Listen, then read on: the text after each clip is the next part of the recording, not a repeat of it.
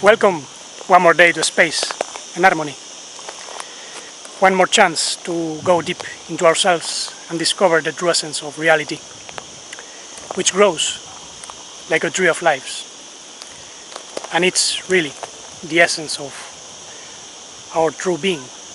And in order to go deep into ourselves, we have to let go of many tensions, many prejudices, and let go of all the hatred that we have towards reality, towards everything that annoys us. You might find annoying the noise of these bugs, which are called chicharras in Spanish. They sing when it's going to be very hot the following day, or it's already very hot.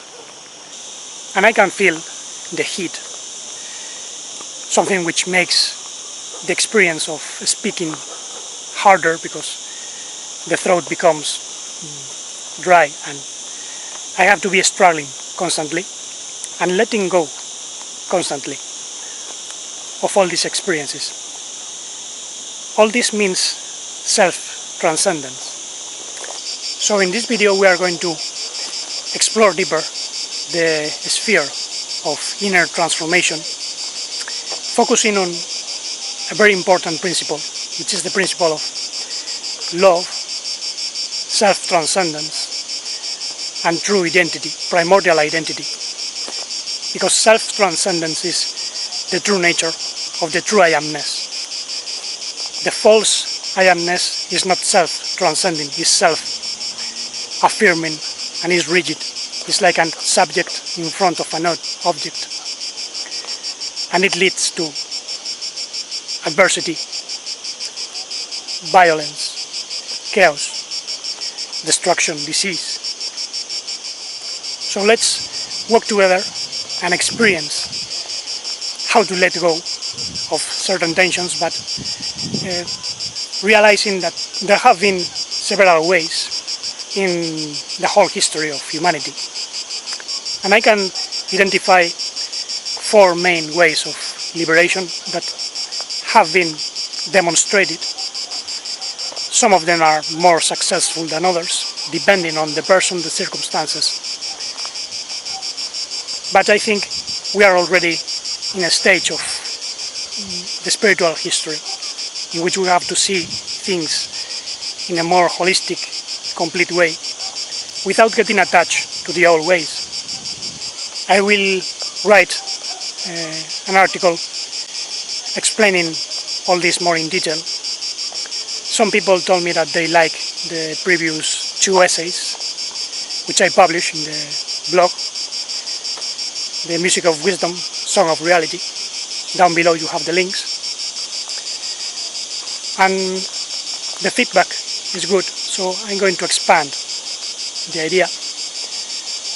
And today let's focus first on those 4 ways and then see where the 4th can lead us. And now let's start realizing that one way of liberation was a spiritual struggle, spiritual work.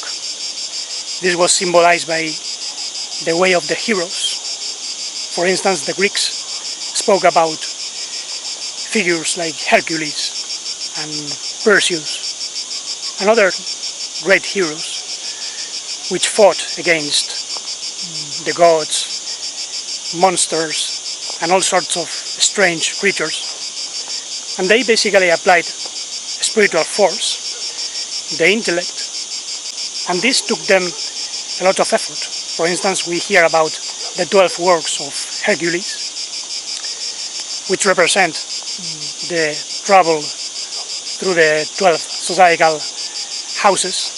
The zodiac are psychotypes which we have to conquer within ourselves. And this is a legitimate way of approaching spirituality, but it's very incomplete. Most of the heroes ended up sacrificed or they died. Remember Samson, for instance. He killed the lion, he conquered certain passions, but he ended up in the hands of Delilah. And after that, he brought down the columns of the temple, but he ended up dying anyway. So the path of the heroes might have an interesting element, which is effort, but this is not enough. And the same goes for the religious path of following the rules, laws, stipulations of a Lord God. This is why some people believe that by doing certain rituals in the morning, by praying, that they are praising God and pleasing God, and they repeat it on the afternoon or the evening, but then they don't know how to deal with anger and hatred within themselves. They attribute it to an evil person without realizing that the idea of a Lord God which is separate is keeping them away from the true experience of the true divine wholeness which exists everywhere outside space and time. And of course, religious devotion might have some value. It is important to have devotion for the true reality, but this reality is not separate. And this has been discovered by people within the context of religion, but very few people within the scope of religion find liberation. And this is because external religion is full of deceiving concepts and ideas, mostly due to misinterpretations, ignorance. People can't understand texts which are hundreds and thousands of years old, even if they are translated into Spanish, French, English. It doesn't matter, translations are horrible. Very few take the effort to learn ancient languages and understand the true meaning. This is why external religion has caused so much division, hatred. But as I said, sometimes there have been great mystics and great teachers that came out of the context of religion. Meister Eckhart was a Christian in the Middle Ages and he was fantastic, but he never spoke of a Lord God, which is outside. He said that we all have to give birth to the Christ within ourselves. And there we also find people like Rumi, the Sufi poet, and even Arabi, which speak about Allah, but as the wholeness, as the loving wholeness that has to manifest in us, because we are part of that wholeness. So they don't speak about a separate godly entity. Therefore, religion can be transformed.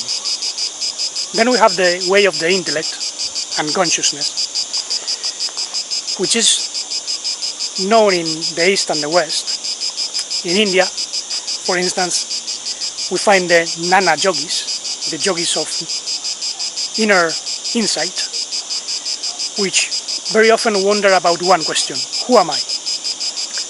And their teachings are called Advaita Vedanta, the knowledge of aduality. Some translate it as non-duality, but it's more exact to say aduality, absence of duality, because the true I amness is everywhere, and they even insist in going beyond the idea of being an I. So it's an I amness which is not an I, because the true I amness is not egotistic, it's not self-centered. So there are different approaches to aduality, non-duality, and there are teachers such as Nisargadatta or Ramana Maharshi. I listened to them all and read them all, and they have very interesting views, but there is something which is incomplete, because even having certain insight into the true nature of reality, we are embedded in such a confusing world, and there are so many complicated interrelations that we cannot just rely on an intellectual questioning. It is important, that's very essential, the work on consciousness, but we have to live in the world. For instance, Ramana Maharshi was a teacher who lived in a mountain, and people visited him as a great saint, but somehow he abandoned himself, his body became deformed, because he was supposedly liberated, one with the Absolute, but these teachings are incomplete. They do not explain many things which are important, and we cannot take that as a model, especially those of us who have been born in a Western type of life. Here in the West there is another intellectual approach. They know it as Gnosticism, Gnosis, which is in most forms very incomplete. And then there is of course the way of Kabbalah, known in the Middle East, the East, and also in the West. And it has very interesting views. The Kabbalistic way of investigating reality implies knowing the essence of vibrations, names, and this is because this reality we are experiencing is made up by vibrations which can be expressed in letters.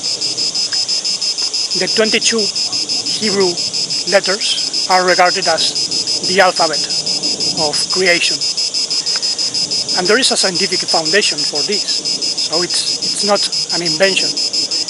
This was transmitted by ancient teachers from another reality, and it's true that certain Kabbalistic approach can increase the level of neshama, the divine intellect, the breadth of understanding in ourselves. However, this is not yet the full integral living experience that we need,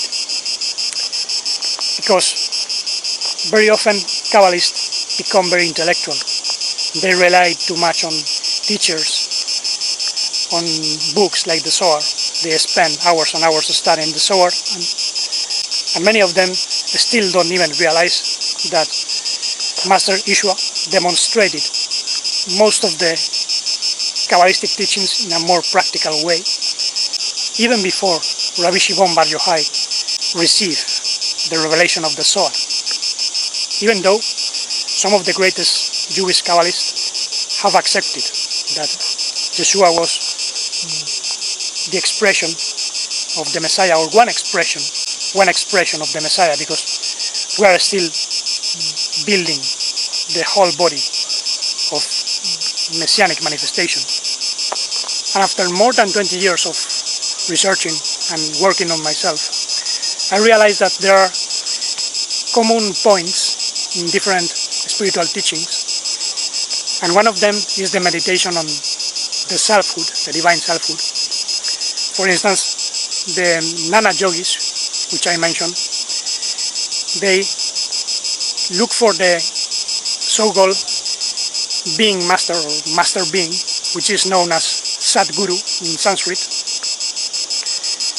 and it's also known as ATMAN, the divine within ourselves, which belongs to the greater mind. It is the expression of Brahma, which comes from the absolute Brahman, which in turn comes from the Para-Brahman, that which is beyond, the incomprehensible.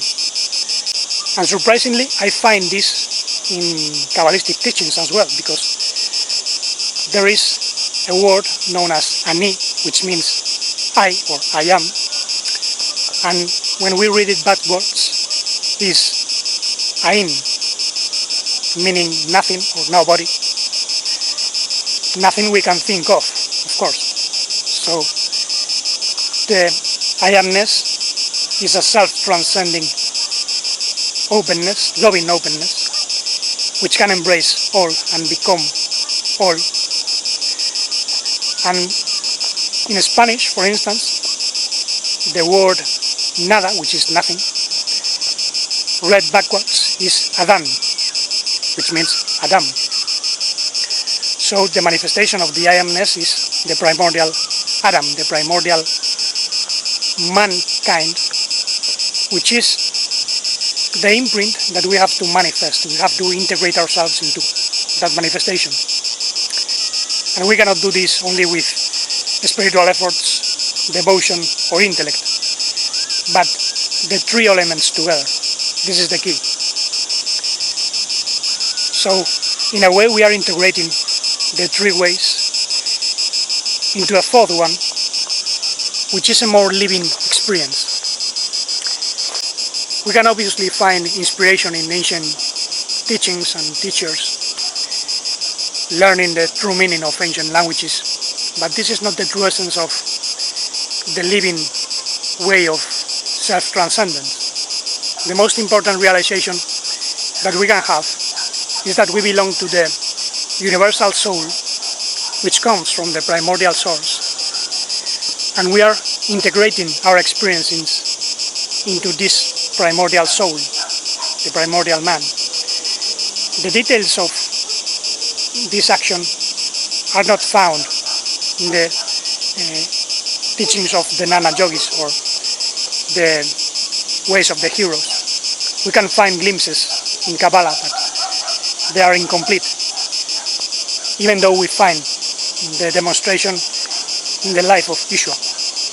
Realizing that we are part of the universal soul, which is being liberated from the trap of the carnal world, the world of constriction, and expanding the loving understanding which comes from the primordial source. We are meant to be the face of the Father, which is the origin. In that sense, the Father is not some God somewhere in the heights, but the function of our true being. We can become fathers by seeding the seed of light in other people, for instance. Those of you who are listening now and receiving my words are somehow making me a spiritual father. So the Father is a function, just as the Son, which is the incarnation of the light, divine light, into this world. And I suspect in ancient Egypt this was known as Christ. The experience of the Christ is the crucifixion of light into the brain and the observation of this multiplicity, which is very surprising when we wake up and realize that we are spiritual beings in a constrictive world. Then we wonder, and now, how do I go back to where I came from? This is why we need a third factor, known as Holy Spirit, that which takes us back to our true origin. Our true spirit is holy, whole, is not fragmented. And a spirit is a force, a living force, which makes us fully alive, not walking corpses, hypnotized by the delusions of this world. So, when we wake up, we become what in ancient times was known as Christ. But be careful not to interpret this in a religious way. We are not to worship ourselves, even less an external Christ. Christ is the experience of consciousness, divine consciousness, in the world of matter. This is why we find the sentence, I am the Alpha and the Omega, the Aleph and the Tav. The first and last letter of the Hebrew alphabet represent a movement, represent the way from the origin to the crucifixion of a spirit, light, into the four elements of matter. Actually, in Paleo-Hebrew, the letter Tav was represented as a cross. Aleph, the first letter, is a spirit. It results from the union of fire and water. Shin and Mem, two letters. And those three letters, Aleph, Mem, and Shin, are known as mother letters, because they somehow set creation into movement. And the spirit was also known as Aither. The Greeks call it Aither, and it's a subtle matter, invisible matter, which is also invisible light. And it's a space at the same time. So everything that we see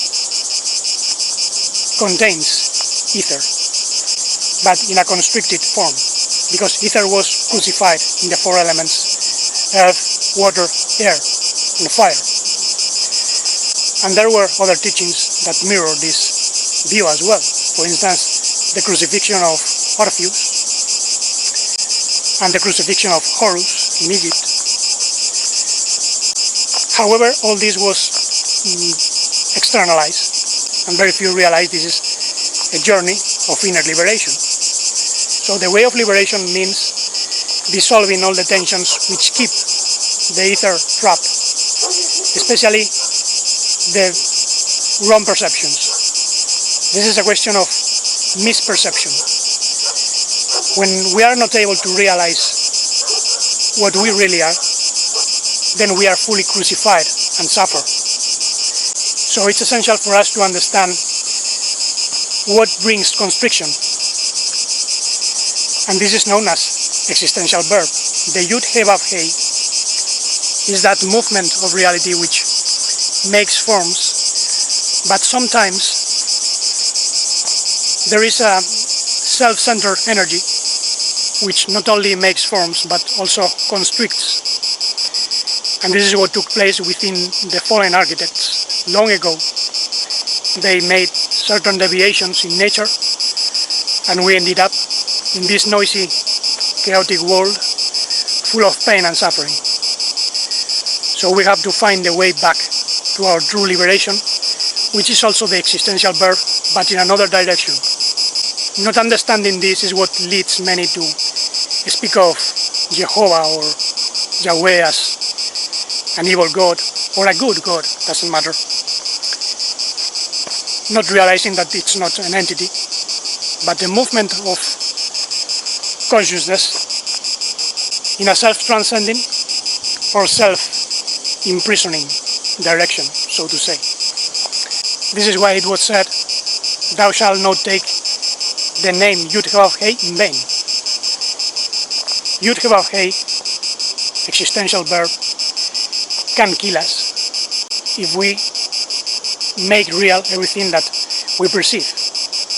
For example, if someone says that the videos I make are horrible and that they are useless, and I take that seriously, and I feel myself as a victim, this is us saying, I am a victim, I am inferior, I am bad, I am not doing what I should be doing.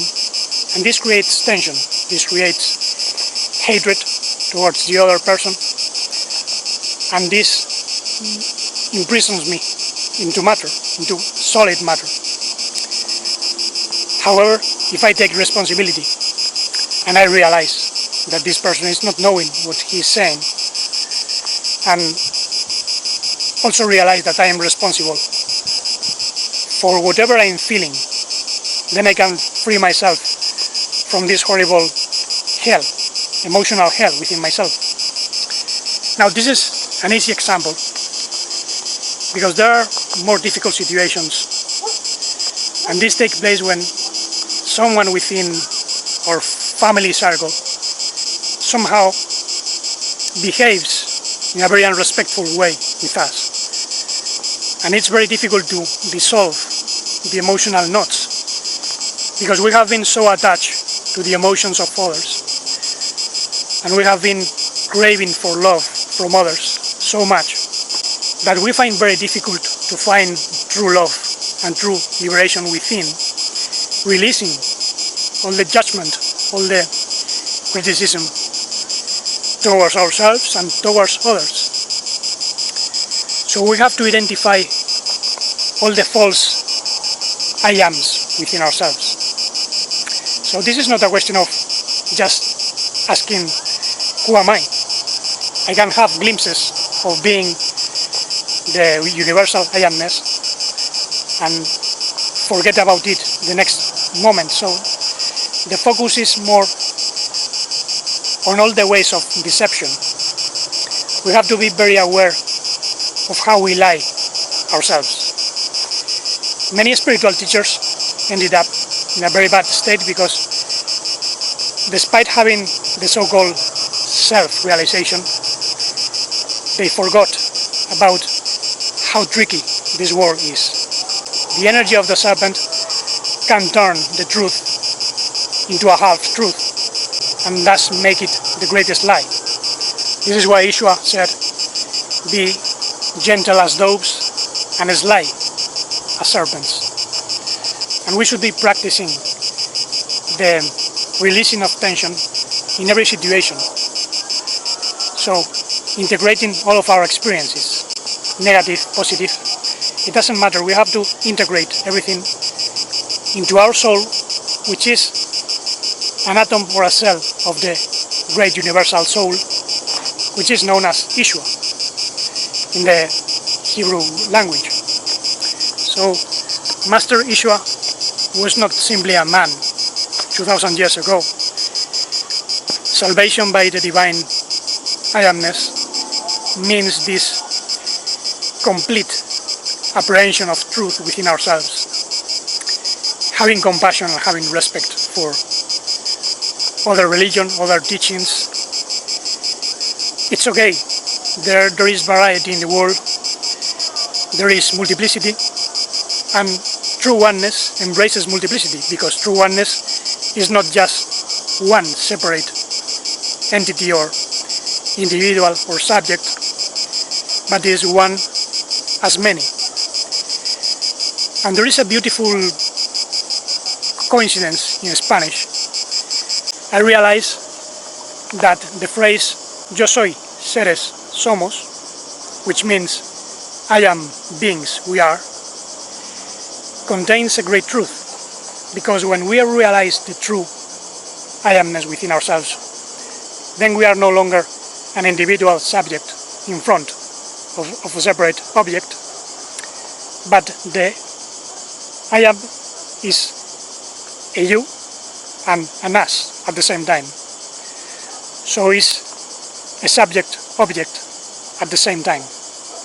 These are the two poles of consciousness, of true divine consciousness. Another common idea between Kabbalah and the teachings of a-duality is reincarnation, because in India people believe in reincarnation. However, in a-duality, reincarnation tends to be dissolved because there is only one true being which is present in everyone, and therefore reincarnation in itself would be a false perception. It is said that the only one that experiences reincarnation is the true being, which in reality is not reincarnating, but always present in everyone. Now, in the Kabbalah explained by Isaac Luria, reincarnation is explained in a more complex way, because the vital soul, the nefesh, can return generation after generation in a horizontal way, more or less as it is believed in other teachings. But there is a more complex way of returning, which is by ibur, when a more evolved soul attaches itself to another soul and serves as guide, experiencing the life of the person. This might explain why some of us remember other existences. However, Jewish Kabbalah makes this complicated because it's still bound to the need to pay tikkun, the wheel of cause and effect, when in reality the true being is in everyone and we are experiencing everyone else's life somehow. True evolution means integration in the primordial soul, the primordial man, the primordial Adam, which has to grow in us like a tree from a seed of unconditional love, unmodified life, conscience, bliss. And this is what cancels all depths, takes us out of the matrix, not only as demonstrated by Yeshua, but also as it happened to ancient teachers and prophets like Enoch. Enoch walked with the Tetragrammaton and was taken. This was mistranslated as he walked with God and was taken to heaven. But this is very misleading. He simply realized the truth of beingness and shattered the chains, the lies within himself. The truth will set you free, said the Master. In this sense, we can even be free within the matrix, as long as we are not identified with it, as long as we are not feeding the old pattern of reaction, of attachment, of self-grasping, self-gripping. Realize that the primordial atom is the 5 elements completely harmonized. Maybe this is why we have 5 fingers in one hand and 5 fingers in the other. The 5 spiritual senses have to be united to the 5 carnal senses. So it's not bad to have a carnal experience. It's okay. Some entities have elaborated this constrictive world, and now we have enough realization to begin the sublimation. This is an alchemical work. But we have to be very careful not to lose ourselves into concepts, teachings, ideas, and be more able to free ourselves from attachments only from a single realization, which is how am I using the divine existential verb, the divine I amness. We can turn the I am into an ego, an experience of great obfuscation, obscurity and obstruction, or really the experience of liberation and therefore the flow of true primordial love and modified life, the conscience that grows and integrates all of our experiences and makes us feel serenity, the bliss. In India they call it ANANDA, Sat, Chit, Ananda, being, conscience, bliss. And that of course is the nature of our I am ATMAN, being master, but we have to go beyond and understand where that comes from, because the Holy One has never been seen by anyone. This is in the scripture. The divine verb has made it known, and it is made known as qualities, the qualities of an origin, the qualities of the incarnation of light, and the qualities of return. We can even learn this by watching how fire evaporates the water. Those are the 3 letters, the 3 mother letters, working, elevating the spirit. So the true substance of the world, which is Aither, is not a particle. It makes no sense to call it the boson of Higgs, as physicists pretend nowadays.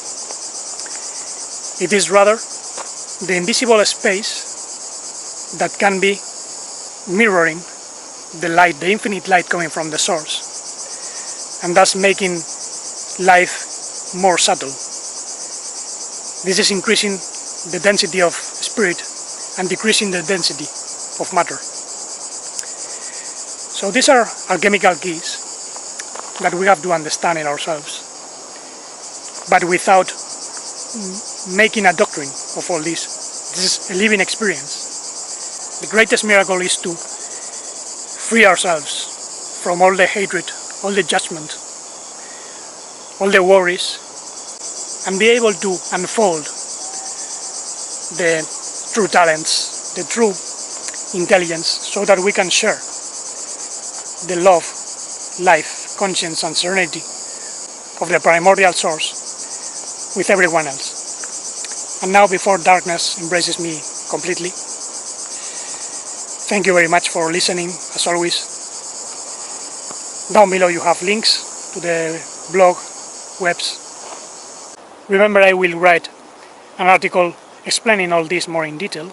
I will leave it in the blog whenever I can. And until the next time, let's avoid taking the I am in vain and realize the I am is a wholeness in everything and all of us.